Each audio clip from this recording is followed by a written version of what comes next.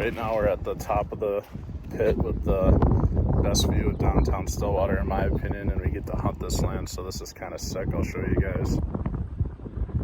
There's downtown Stillwater right down there, and then here's the gravel pit, and then all that woods line all the way back is where we get to hunt. Check that out, even got some nice hoof prints just walking along. It's not a bad sized one right there. So we're out here at the first stand. I already saw some deer go out over across the line over there about 150 yards away, right over into the woods, but this is gonna be the first stand that we're checking out. There's where we saw all the deer come out. It was about 200 yards that way, right into the woods right there, and here's the first stand we're gonna be checking out. Looks like it'd be a good rifle spot. It's pretty windy out here today, but a lot of open field. This year it's gonna be beans, so hopefully we'll have a good year for being able to see deer out of the stand. Got in the first stand. Looks like it's all stable and still set to go for this year. Got a good cover.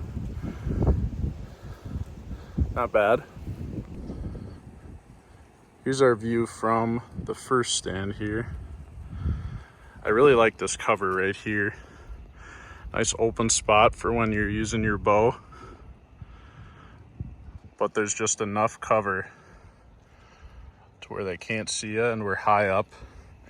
I'd say we're about 20 feet up from the ground. But yeah, not a bad first spot that we're checking out. This first spot is actually really prime opening morning of gun season out here in Stillwater, Minnesota last year. Right away, I had about 3 does come in, and then I had a small 6-pointer that kind of strutted his way through and was chasing those 3 does.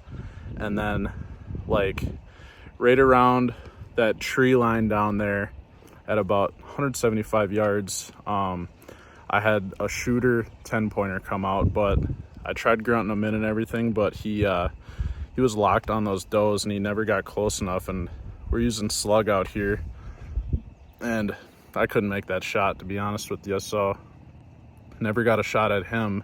So from here I'm gonna climb down this 20-foot stand, hopefully make it down there, and then we're gonna go check out the second spot. We'll see you guys there. Here's the second stand that we got. It's about 200 yards away from the first spot we checked out. And this stand needs some work. If you can see here. Get right up to it. This thing's just hanging here. Probably not safe to go up there. Not that stable either. I don't feel like climbing all the way up there. This one's a little shorter, but I mean, pretty prime spot. I sat right under that tree and right in this little dip area right here.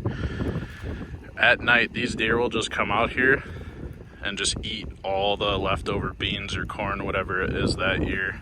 And I mean, there's so much area for these deer to come out. I had plenty of them come out right at that tree line down here.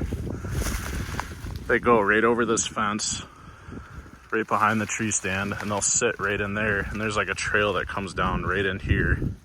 They'll just follow that and hop out.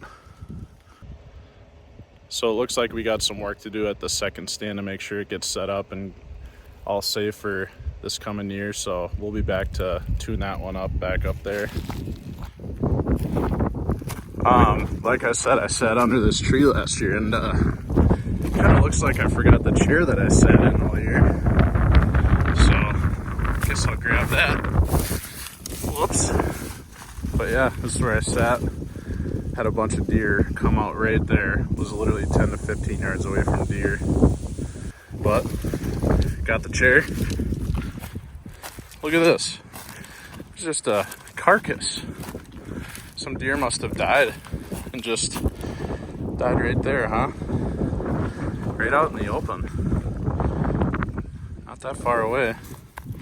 I just picked that chair up right under that tree, and I just happened to look over here. Saw that dead carcass sitting right there. Now I'm just driving around. It's actually on a gravel pit here in Stillwater where I hunt. I hunt on my buddy's dad's property. And last year, all I got was a doe. Didn't end up getting any bucks, but we had 2 giant bucks and just never ended up getting them. But I'm here at this spot where I got the doe. It's actually kind of funny. We were driving around and all of a sudden my buddy's like, there's a doe on that ridge right there. And I'm like, oh, well, it's the last day. Might as well try and get some meat, right? Oh, look at this. Not kidding you. The doe's standing right here, broadside. So I took my shot. Doe went about 15 yards that way. And we picked it up right out of the woods. There's actually a killer stand back there that we're going to try to get to today if there's not enough brush in the way. So might as well try and get back there and show you guys what it looks like. So it looks like they haven't cleared a path yet for me this year, but usually we just walk along right up in there and there's a stand back there. I'll have to show you guys that in another video.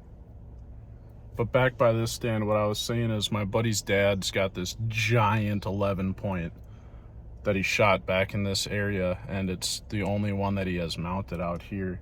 And it's kind of a cool spot. There's a lot, it's kind of not a great bow spot because there's so many branches that just stick out in all these random places. So if I trimmed it up, I'm sure it'd be fine, but there's just this great spot where they're super hidden, so they feel pretty safe. They're not really spooked. And even in general, these deer aren't very stressed up here, because when I was skinning that doe last year, I mean, she had probably full inch of fat on her, and I mean, I've never seen that before. All right, so now we're on the other side of the property. I saw the biggest buck I've ever seen in my entire life last year, but I never saw him while hunting. It was the day before opener. I was out here and I was just making sure the stands were good to go, scoping stuff out, and all of a sudden this buck jumps out. And I mean, it was probably a 12-pointer. I couldn't tell. He was about 100 yards away, but I could tell from 100 yards away he had Coke cans for bases on his brow tines. And I mean, he just strutted out, saw me right in my truck, and then he just dipped right away. And I mean, he was right on this tree line over here. He was walked right out of this tree line, got about 10 yards out of the tree line, and then he dipped right back in. I'm gonna insert some pictures and videos of the 2 last year that I saw. One of them got shot. It was 100 yards away from me, unfortunately. That was the one I was really looking at. But there was this one that was not killed last year, and I'll insert the video of that one now. And I mean, this one for sure wasn't killed last year, because I would have seen it or heard about it. And I know he's still around, and well, he's probably going to be big this year because of the super easy winter. None of them were stressed. They're not stressed up here anyway because they got so much food, and me and one other person are the only one that hunt up here. So I mean, this thing's going to be huge this year. So I just got back to the house and I'll be putting this video together, but just wanted to do a short episode 1 for kind of introducing the first area that we'll be hunting. I'll do another video on my Wisconsin land that I'll be hunting on. That's my grandparents. And yeah, I mean, I'll be putting out more content this summer. I'll be buying a Tacticam so that I can show some squirrel hunting and then some crow hunting that we'll do. And then we're going to go all in on the deer hunting this fall. Minnesota bow, Minnesota gun, and then Wisconsin gun and Wisconsin bow as well. So there'll be a lot of content coming this summer and then this fall. See you guys next time.